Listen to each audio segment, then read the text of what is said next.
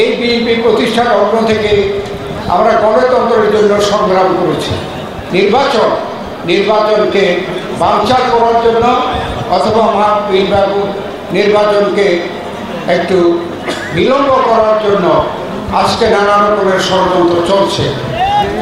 আজকে আমি আপনাদের কাছে অনুরোধ করতে চাই, যে কোনো ষড়যন্ত্রকে মোকাবেলা করার জন্য আগামী নির্বাচনকে আপনারা এত 16 বছর যাবৎ যেইভাবে নির্বাচন দিতে পারেন নাই, সেইভাবে যাতে নির্বাচন ভোট দিতে পারেন সেই জন্য আপনারা সকলে প্রস্তুত গ্রহণ করেন এবং সেইভাবে আপনারা দলকে সংগঠিত করেন।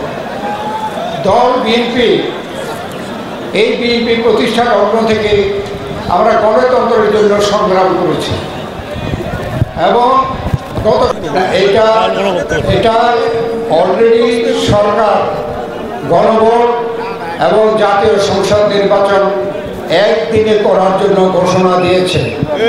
এই একদিনে এটা করার জন্য এটা কিন্তু আমাদেরও এটা একটা